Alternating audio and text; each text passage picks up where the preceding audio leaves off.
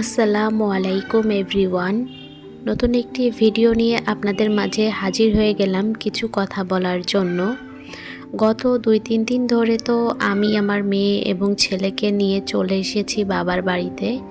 হঠাৎ করে আসার কারণ হচ্ছে আমার ছেলে খুবই অসুস্থ হয়ে পড়েছে। ওর এই অসুস্থতা হঠাৎ করে না, কিছুদিন ধরে অল্প অল্প করে অসুস্থ ছিল, কিন্তু গত 2 দিন আগে হঠাৎ করেই এই অসুস্থতা বেশি বেড়ে গেছে, যার কারণে বাবার বাড়িতে আসা এবং এইখান থেকে এখন ডক্টরের কাছে আসা। তো ডক্টর যেটা বলেছে সেটার জন্য আসলে মোটেই প্রস্তুত ছিলাম না, কারণ ওর অবস্থা এতটাই খারাপ ছিল যে ওকে সাথে সাথে ভর্তি করার জন্য বলেছিল।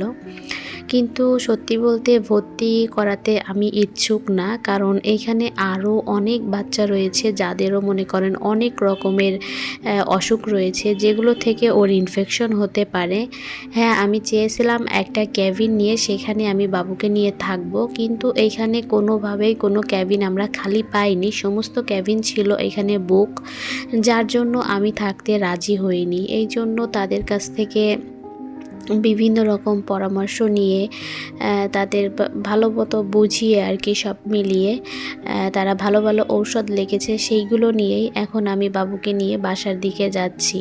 তবে আমাকে অনেক সতর্ক হতে হবে, খুব সচেতনার সাথে সাথে বাবুকে ট্রিটমেন্ট করাতে হবে, ওষুধ খাওয়াতে হবে। কিছুদিন যাবৎ আমি আপনাদের সাথে হয়তো বা বেশি ভালোভাবে ভিডিও দিতে পারবো না, অ্যাক্টিভ থাকতে পারবো না, তবুও বলবো আপনারা আমার সাথে থাকবেন। সেই সাথে আমার ওই ছোট্ট নিষ্পাপ বাচ্চাটার জন্য দোয়া করবেন। মা হয়ে চোখের সামনে ওর এই কষ্ট আমি সহ্য করতে পারছি না।